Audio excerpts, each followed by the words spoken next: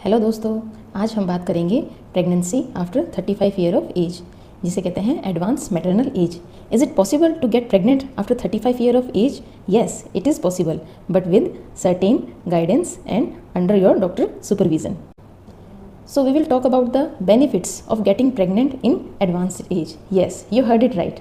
क्या इसके भी कुछ बेनिफिट्स हो सकते हैं? जी हाँ, इसके जो बेनिफिट्स हैं उसमें फर्स्ट है कि जब एक सर्टेन एज के बाद, मैच्योर एज के बाद हम प्रेग्नेंट होते हैं तो जो फाइनेंशियल एंड इमोशनल स्टेबिलिटी है वो हमारे पास आ जाती है, और जो एक प्री नेटल जो केयर है उसको अटेंड करना है वो हम सीरियस होकर करते हैं. हम अपने डॉक्टर की हर बात को सुनते हैं, हर बात को मानते हैं. जो प्रॉपर वो हमें विजिट्स का टाइम बताते हैं उन प्रॉपर विजिट्स पे हम जाते हैं, क्योंकि तब तक हम इतने एजुकेट, इतने मैच्योर हो चुके होते हैं कि हमें जो रिस्क और बेनिफिट रेशो है वो हमें पता है कि हमें डॉक्टर की बात कब सुननी चाहिए, उनकी किन बातों का ध्यान रखना चाहिए, और हम उनकी सब बातों को सीरियसली लेते हैं. अब बात करते हैं रिस्क फैक्टर की कि क्या रिस्क रहता है.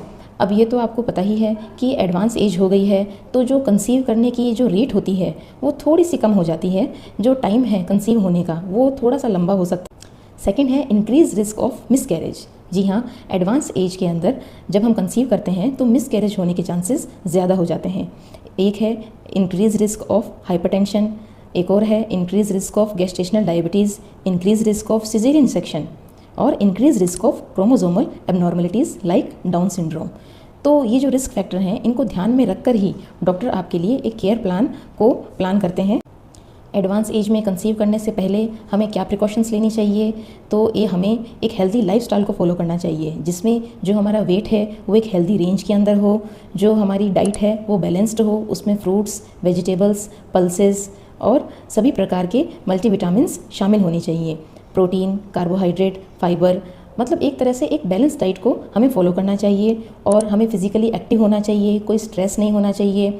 और एक रूटीन चेकअप, रूटीन जो ब्लड टेस्ट होता है जिसमें सब तरह की जो कोई भी डायबिटीज़ हो, शुगर हो, हाइपरटेंशन हो, एक तरह से लीवर फंक्शन टेस्ट हो, किडनी फंक्शन टेस्ट हो, एक रूटीन पूरा हेल्थ चेकअप ज़रूर होना चाहिए, ताकि हम इंश्योर हो सकें कि हमें कोई भी बीमारी नहीं है और हम कंसीव करने के लिए बिल्कुल तैयार हैं.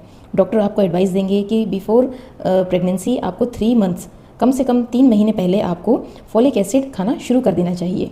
अब बात करते हैं कि डॉक्टर हमें क्या एडवाइस करेंगे और किन चीज़ों का प्रेगनेंसी के दौरान हमें ध्यान रखना चाहिए. हमें अपने वेट का ध्यान रखना चाहिए, हेल्दी और बैलेंस डाइट लेनी चाहिए. अगर कोई भी अनयूजुअल सिम्टम दिखे, जैसे कि फीवर हो जाए या फिर लोअर पेन, एब्डोमेन जो है उसके अंदर पेन होने लग जाए, बर्निंग मिक्चुरेशन हो, या सडन कोई भी पेट के अंदर आपको दर्द महसूस हो, बहुत ज़्यादा एक्सेसिव नोजिया या वॉमिटिंग हो, पाँव के अंदर सूजन हो, हेडेक हो, या आपको चक्कर आए, या आपको कमजोरी महसूस हो, इन कोई भी केसेस के अंदर आपको तुरंत अपने डॉक्टर से एडवाइस लेनी चाहिए.